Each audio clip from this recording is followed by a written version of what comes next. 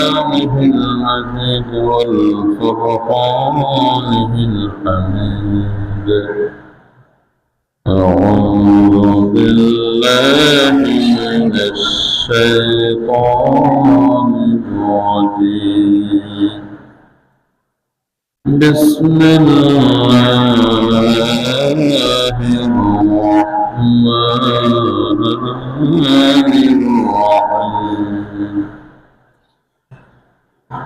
ولقد أرسلنا رسلنا بالبينات وأنزلنا معهم الكتاب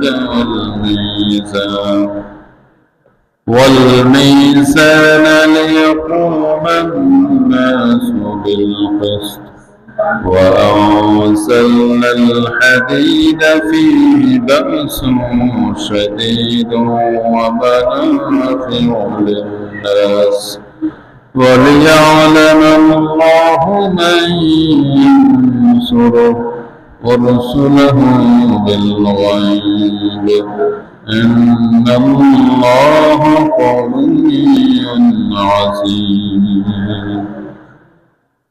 وقالت عائشة رضي الله تعالى عنها كان خلقه القرآن الكريم. وقال الله تعالى في شأن حبيبه آمرا وخبرا إن الله وملائكته يصلون على النبي يا أيها الذين آمنوا صلوا عليه وسلموا تسليما. اللهم صل على سيدنا مولانا محمد وعلى آل سيدنا مولانا محمد بلغ العلا بكماله كشف الدجى بجماله حسنت جميع خصاله صلوا عليه وآله. محمد سيد الكونين والثقلين والفريقين من عرب ومن عجم بلغ العلا بكماله كشف الدجى بجماله حسنت جميع خصاله صلوا عليه وآله.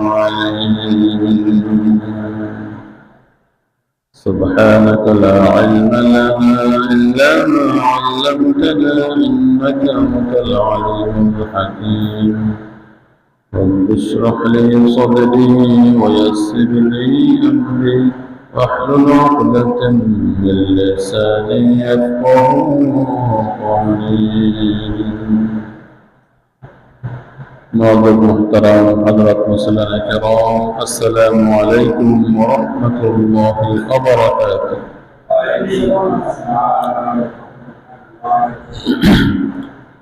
সর্বপ্রথম শুকরিয়া আদায় করছি সেই মহান রব্বুল আলামিনের, যিনি আমাদেরকে সুস্থতার সাথে যথা সময় তারই পবিত্র ঘর জান্নাতের টুকরা মসজিদে এসে দিনই কিছু আলোচনা করার এবং শোনার তৌফিক দান করেছেন। এজন্য আমরা সমস্যরে কালিমাতুশ শুকর আদায় করছি আলহামদুলিল্লাহ।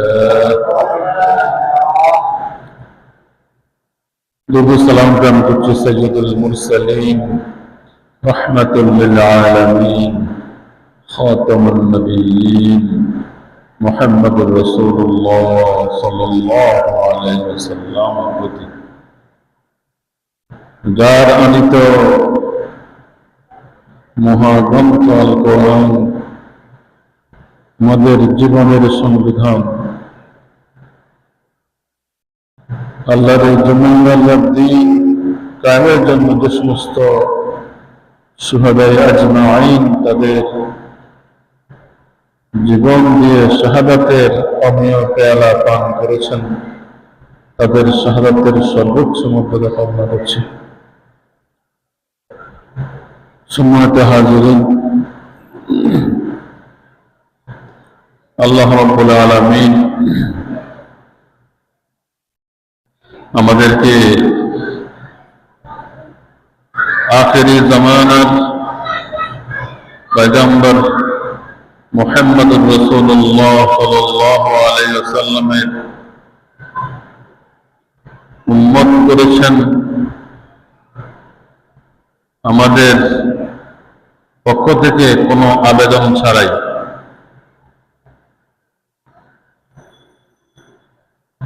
আমাদেরকে সুস্থভাবে, সুস্থতার সাথে পৃথিবীতে আমাদেরকে পাঠিয়েছেন কোনো আবেদন ছাড়াই।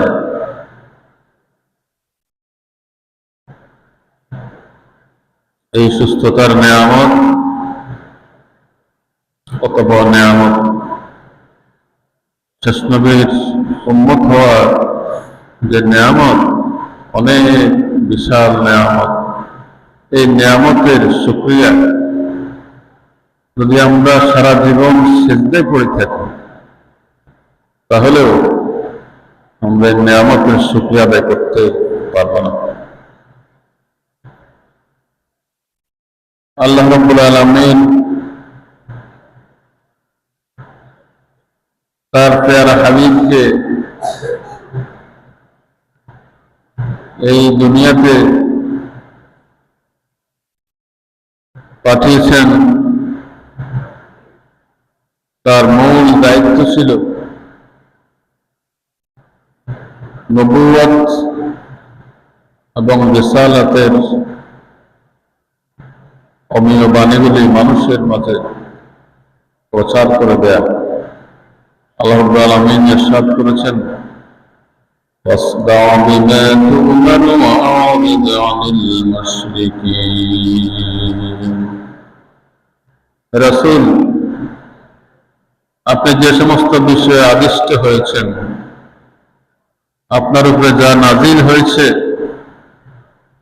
আপনি সেটা প্রচার করুন। আর কাফেরদের টিটকারি, কাফেরদের উপহাস, অপমান, অপদস্থ, নির্যাতন সবকিছুকে আপনি উপেক্ষা করুন। আপনি এগুলির দিকে পাত্তাই দিবেন না। তারা কি বলে উপহাস করলো, আপনি সেদিকে পাত্তা দেওয়ার কোনো দরকার নাই। আমি আপনাকে সেফ করার ব্যবস্থা করব। সত্যি আল্লাহ রাব্বুল আলামিন তার রাসূলকে হেফাজত করেছেন। তার ৬৩ বছরের এই জীবনে আল্লাহর পক্ষ থেকে নির্ধারিত সময়ে তিনি এই দুনিয়া ত্যাগ করেছেন।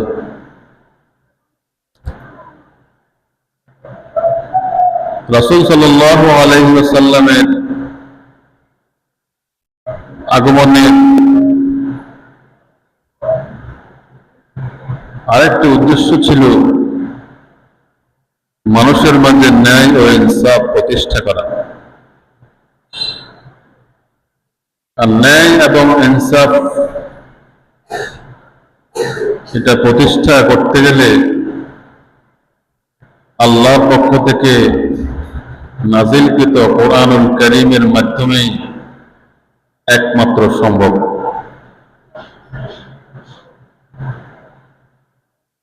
রাসূলুল্লাহ সাল্লাল্লাহু আলাইহি ওয়াসাল্লাম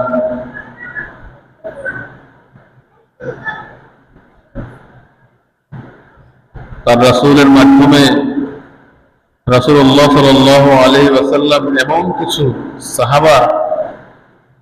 সাহাবাদেরকে তিনি প্রশিক্ষণ দিয়েছেন যাদের প্রশিক্ষণের ধারাবাহিকতা যেন কিয়ামত পর্যন্ত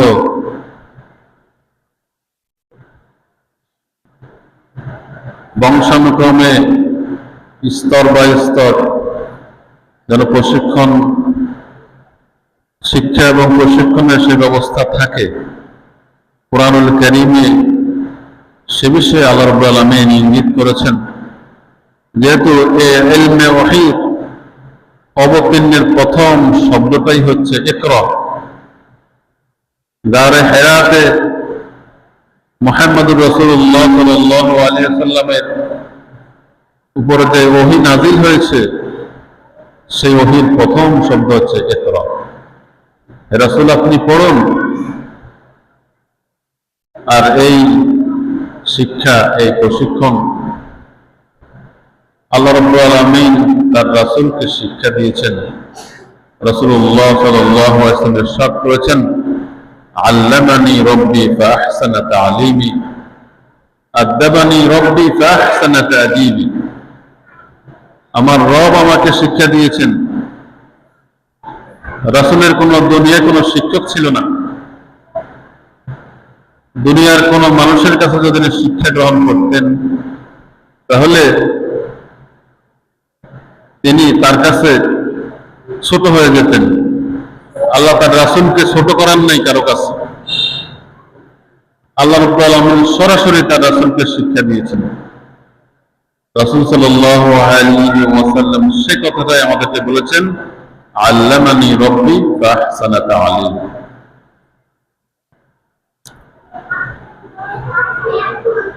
আল্লাহ রাব্বুল আলামিন সূরা বাকারার 143 নম্বর আয়াতে ইরশাদ করেছেন, وَكَذَلِكَ جَعَلْنَاكُمْ أُمَّةً وَسَطًا لِتَكُونُوا شُهَدَاءَ عَلَى النَّاسِ وَيَكُونَ الرَّسُولُ عَلَيْكُمْ شَهِيدًا وَكَذَلِكَ جَعَلْنَاكُمْ, আর আমি তোমাদেরকে করেছি উম্মাতান ওয়াসাতান, মধ্যবর্তী উম্মত, লিতাকুনু শুহাদাআ আলান নাস, তাতে তোমরা মানুষের উপরে সাক্ষী হতে পারো। ওয়ায়াকুনার রাসূলু আলাইকুম শাহীদা, রাসূল সাল্লাল্লাহু আলাইহি ওয়াসাল্লাম তোমাদের উপর সাক্ষী হতে পারে। অর্থাৎ এমন ভাবে আমাদের জীবনকে, আমাদের জিন্দেগিকে কোরআনের আলোকে, কোরআনের রঙে রঙিন করতে হবে। রাসূল যে শিক্ষা এবং প্রশিক্ষণ সাহাবাদের মধ্যে যে জ্ঞানের যে আলো তিনি জ্বালিয়ে গিয়েছেন, যে আলোর মাধ্যমে জাহেলিয়াতের সকল অন্ধকার দূরীভূত হয়ে সেই জাতি জ্ঞান বিজ্ঞানের সর্বোচ্চ শিখরে পৌঁছে গিয়েছিল, এমনি ভাবে আমাদেরকে কোরআন এবং সুন্নাহর এই বিশাল জ্ঞান সমুদ্র থেকে জ্ঞান আহরণ করে সেই জ্ঞানের আলোকে আমাদের জীবনকে ইসলামের আলোকে আলোকিত এবং রঙিন করে তুলতে হবে, যাতে আমরা মানুষের উপর সাক্ষী হই এবং রাসূল সাল্লাল্লাহু আলাইহি ওয়াসাল্লাম আমাদের জন্য সাক্ষী দিতে পারেন, রাসূল আমাদের জন্য সুপারিশ করতে পারেন। রাসূলের সুপারিশ আমি যদি পেতে হয় তাহলে আমার এই দুনিয়ার এই জীবনটাকে রাসূলের রেখে যাওয়া ইলমে ওহীর জ্ঞানে, ইলমে ওহীর আলোয় আলোকিত করতে হবে, তাহলেই রাসূল আমাদের উপরে সাক্ষী হবেন। এই আয়াতে সেটাই বলছে, ওয়ায়াকুনার রাসূলু আলাইকুম শাহীদা, রাসূল তোমাদের উপর সাক্ষী হতে পারে।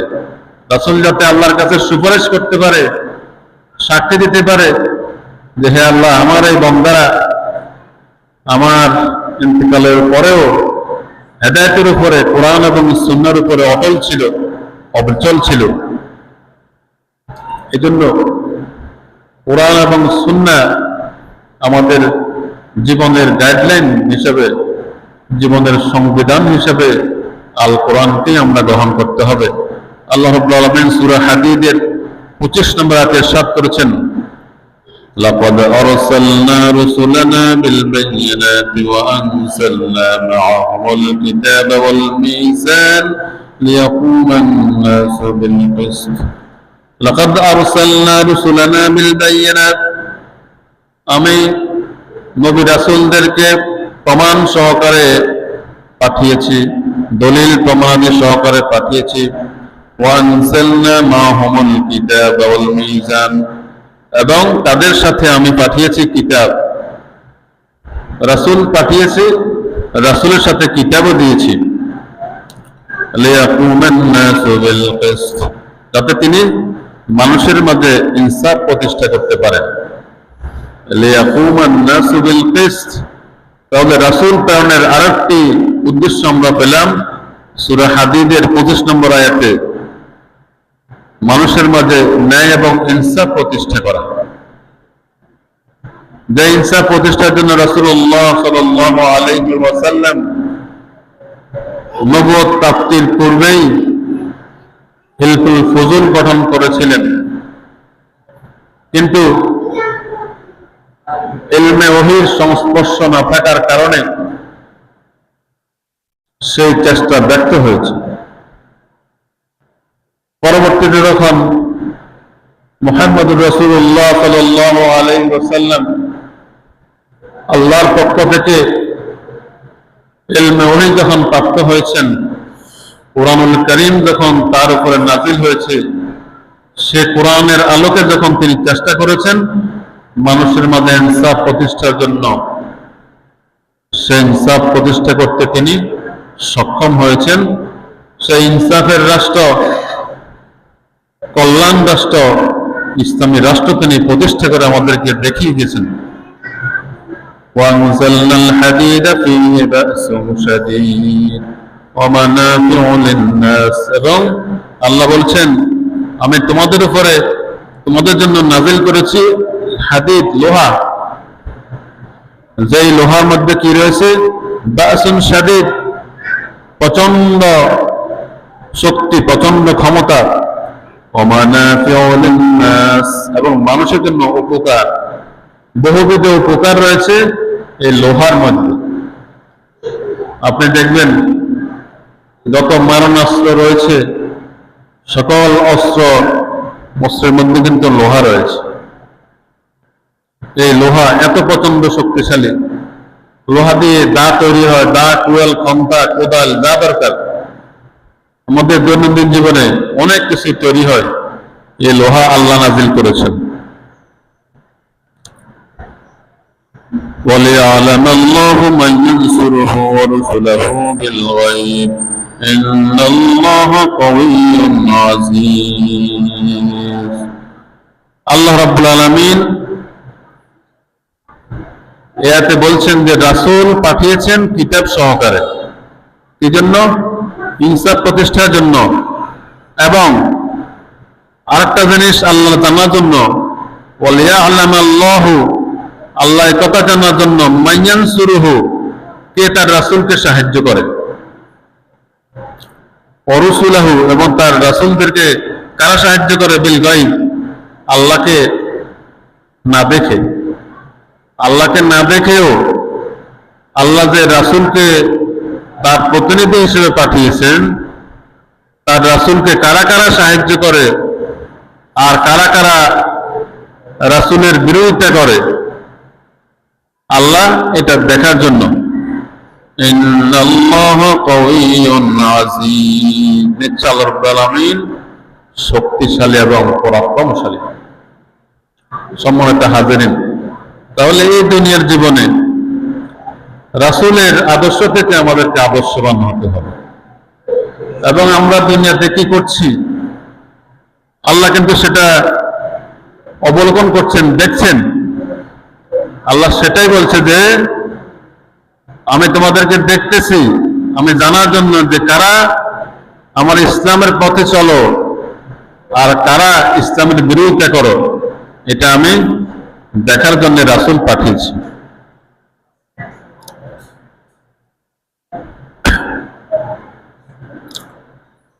রাসূল সাল্লাল্লাহু আলাইহি ওয়াসাল্লামের উপরে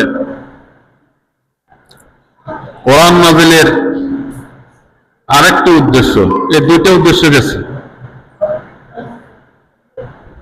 একটা হলো, প্রথমটা বলছি, আল্লাহ রাব্বুল আলামিন যে দিন পাঠিয়েছেন এই দিনটা প্রচার করার জন্য এবং সমস্ত আদিয়ানে বাতিলের উপরে, বাতিল মতাদর্শের উপরে ইসলাম ধর্মকে শ্রেষ্ঠত্ব দেওয়ার জন্যই রাসূলকে পাঠানো হয়েছে, প্রথম উদ্দেশ্য। দ্বিতীয় উদ্দেশ্য লিয়াকুমান নাসু বিল কিসত, এবং মানুষের মাঝে ইনসাফ প্রতিষ্ঠার জন্য। আর তৃতীয় উদ্দেশ্য হচ্ছে মানুষের উপরে মানুষের প্রভুত্ব খতম করে আল্লাহর সার্বভৌমত্ব প্রতিষ্ঠার জন্য। আরবের সেই আইয়ামে জাহিলিয়াতের যুগে আল্লাহকে বাদ দিয়ে যত মূর্তি পূজা চলছিল, তারা মনে করত যে এই মূর্তিগুলো পুজো করার মাধ্যমে আমরা এই যে লাত, মানাত, ওজ্জা, হবল এগুলির পূজা করত, এগুলির পূজার মাধ্যমে আল্লাহ সন্তুষ্টি তারা পাবে। তাদের এই ধারণা কি সঠিক না ভুল? জবাব দেন, তাদের এই ধারণা সঠিক না ভুল? ভুল। তাহলে তারা আল্লাহকে বাদ দিয়ে মূর্তি পূজা করত। তাহলে আল্লাহ রাব্বুল আলামিন তার রাসূলকে পাঠিয়েছেন মানুষের সার্বভৌমত্বকে খতম করে আল্লাহ সার্বভৌমত্ব প্রতিষ্ঠা করা। তো রাসূলকে পাঠানোর আরেকটা উদ্দেশ্য। এখন আমার জীবনের সকল ক্ষেত্রেই, আমার জন্ম থেকে মৃত্যু পর্যন্ত সকল কাজেই, সকল অ্যাক্টিভিটিসে আমাকে আল্লাহ সার্বভৌমত্ব প্রতিষ্ঠার জন্য চেষ্টা করতে হবে। দেখতে হবে যে আমার জীবনের প্রতিটি কাজ কি আল্লাহর রেজামন্দির জন্য হচ্ছে কিনা, আমি যে কাজটা করতেছি সেখানে কি আল্লাহর সন্তুষ্টি আছে কিনা। জীবনের সকল কাজ আমাকে সেভাবেই করতে হবে।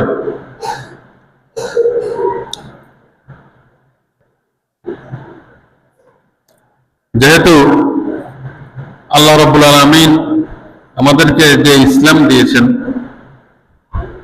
যে ইসলাম নামক যে জীবন ব্যবস্থা আমাদেরকে তার রাসূলের মাধ্যমে দিয়েছেন, সেই জীবন ব্যবস্থার মূল নীতি হচ্ছে ধনী গরিব, রাজা উজির ফকির বাদশাহ সবাই সমান।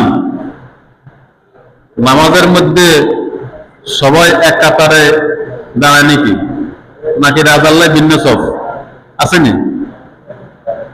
রাজা মসজিদে এলে কি রাজারে কনে যে আমদাল্লাহ ভিন্ন সব, এটা কনে কনা? তো এটা ইসলামের বিধান, ইসলামের সৌন্দর্য। আল্লাহ বলছেন যে ইন্না আক্রামাকুম ইনদাল্লাহি আতকাকুম, তোমাদের মধ্যে সবচেয়ে সম্মানিত হচ্ছে সে যে আল্লাহকে ভয় করে। সম্মানের মাপকাঠি হচ্ছে তাকওয়া।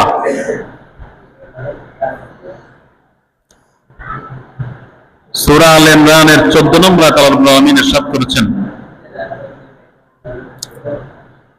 قل تعالوا إلى كلمة سواء بيننا وبينكم ألا تعبدوا إلا الله ولا نشرك به شيئا ولا يتخذ بعضنا بعضا أربابا من دون الله।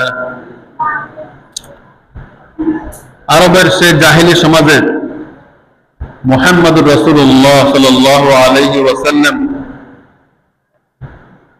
যখন আগমন করেছিলেন, তিনি দেখলেন যে তাদের মাঝে গোত্রীয় প্রথা, এই গোত্রের উপরে ওই গোত্রের শ্রেষ্ঠত্ব, এই গোত্রের লোক সম্মানিত বেশি, ওই গোত্রের লোক সম্মানিত কম, এভাবে ভেদাভেদ দেখলেন।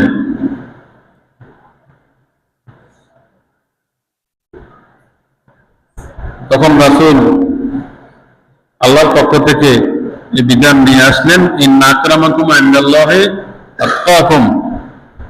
এবং রাসূল আল্লাহর পক্ষ থেকে কোরআন কারীমে আল্লাহ ইরশাদ করছেন, কুনু ইবাদাল্লাহি ইখওয়ানা, তোমরা পরস্পর ভাই ভাই হয়ে যাও, বান্দা আল্লাহর, তোমরা সবাই আল্লাহর বান্দা, আল্লাহর গোলাম, আল্লাহর দাস। আল্লাহ যেভাবে তোমাদেরকে হুকুম করেছেন আল্লাহর গোলামি করে যেতে হবে মৃত্যু পর্যন্ত।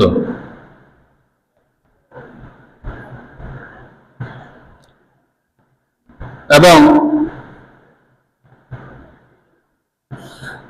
মুসলিমরা, মুমিনরা পরস্পর ভাই ভাই, এটা ইসলামের শিক্ষা। ধনী গরিব, উঁচু নিচু, রাজা প্রজা সবাই সমান, এটা ইসলামের শিক্ষা। শুধু সম্মানের ক্ষেত্রে যে বেশি তাকওয়াবান তার সম্মান বেশি, তার মর্যাদা বেশি। আর যার, অর্থাৎ সম্মান এবং মর্যাদার মাপকাঠি হবে তাকওয়া, আল্লাহ ভিত্তিক, খোদা ভিত্তিক, যার মধ্যে আল্লাহর ভয় আছে, সে আল্লাহর নাফরমানি করতে পারে না, গুনার কাজ করতে পারে না। তাহলে তাকওয়া হচ্ছে আমাদের সম্মানের মাপকাঠি। আর সেই আরবের জাহেলি সমাজে রাসূলুল্লাহ সাল্লাল্লাহু আলাইহি ওয়াসাল্লাম আল্লাহর পক্ষ থেকে ঘোষণা নিয়ে আসলেন, আহলে কিতাব যারা ছিল, ইহুদিরা ও মুশরিক যারা ছিল, রাসূল সাল্লাল্লাহু আলাইহি ওয়াসাল্লাম বললেন, তাআলাউ ইলা কালিমাতিন, আমরা এমন একটা বিষয়ের উপরে একমত হব, সাওয়াইম বাইনানা ওয়া বাইনাকুম, যে বিষয়টা আমার মাঝে এবং তোমাদের মাঝে, আমাদের এবং তোমাদের এই উভয় পক্ষের মাঝে সমান। সেই বিষয়টা কি? আল্লাহ না'বুদা ইল্লাল্লাহ, আমরা আল্লাহ ছাড়া অন্য কারো ইবাদত করব না। ওয়ালা নুশরিকা বিহি শাইআ, এবং আল্লাহর সাথে অন্য কাউকে শিরক করব না, শরীক করব না। ওয়ালা ইয়াত্তাখিদা বা'দুনা বা'দান আরবাবাম মিন দুনিল্লাহ, এবং আমরা একে অপরকে আল্লাহকে বাদ দিয়ে রব হিসাবে গ্রহণ করব না। তাহলে এখানে আল্লাহর পক্ষ থেকে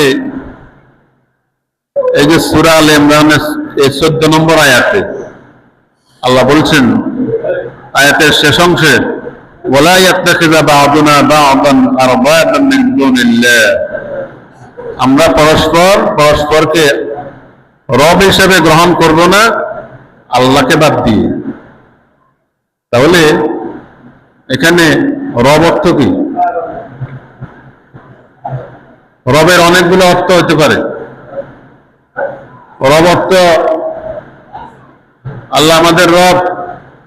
রব মানে সৃষ্টিকর্তা, রিজিকদাতা, জীবনদাতা, মৃত্যুদাতা, আইনদাতা, বিধানদাতা। এখন আল্লাহকে আমি সবকিছু মানলাম কিন্তু আইনদাতা মানলাম না, তাহলে তো আমি আল্লাহকে রব হিসেবে পুরা মানি নাই। আমি আইন, ইসলামের আইনটা, কোরআনের আইনটা মানলাম না, তাহলে আমি আল্লাহকে রব পুরা মানি না। রব মানছি অন্য কোন মানুষে, যে মানুষ আইনটা তৈরি করছে। যদি আমি আল্লাহকে পুরা রব মানতাম তাহলে আল্লাহর আইনটা আমার পুরা জীবনে মানে নিতাম। তাহলে এখানে পার্থক্যটা বুঝেননি। আল্লাহ বলছে যে দেখি তোমরা আমাকে বাদ দিয়ে তোমাদের মানুষের মধ্য থেকে অন্য কাউকে রব হিসাবে গ্রহণ করিও না, আমরা রব হিসাবে গ্রহণ করব না। এই কথা করে রাসূল আহ্বান করছেন, আল্লাহর মাধ্যমে, আল্লাহ তার রাসূলের মাধ্যমে এই ঘোষণা দিয়েছেন। তাহলে এখানে রব শব্দের আরেকটা অর্থ হতে পারে কি আইনদাতা। যদি আমরা আইনদাতা আল্লাহকে বাদ দিয়ে অন্য কাউকে মানি, তাহলে যে ব্যক্তি ওই আইনটা তৈরি করছে তাকে আমি রব হিসেবে মানলাম আল্লাহকে বাদ দিয়ে, তাহলে এটা হচ্ছে শিরক। সূক্ষ্ম শিরকটা বুঝিলাম, কাজে লাগবে। যদি শিরক আমার ভিতরে ঠাই যায়, এবার কিন্তু মোড় কবুল হইতো না। সারা জীবন নামাজ হইলাম, ভিতরে শিরক আছে, আকীদার মধ্যে শিরক আছে, এক ওয়াক্ত নামাজ কবুল হইতো না। শিরক মুক্ত ঈমান লাগবে এবং বেদাত মুক্ত আমল লাগবে বাঁচতে হলে পরকালে। আল্লাহ রাব্বুল আলামিন আমাদেরকে আমল করার তৌফিক দান করুক। আমিন। ওয়াসসালাম।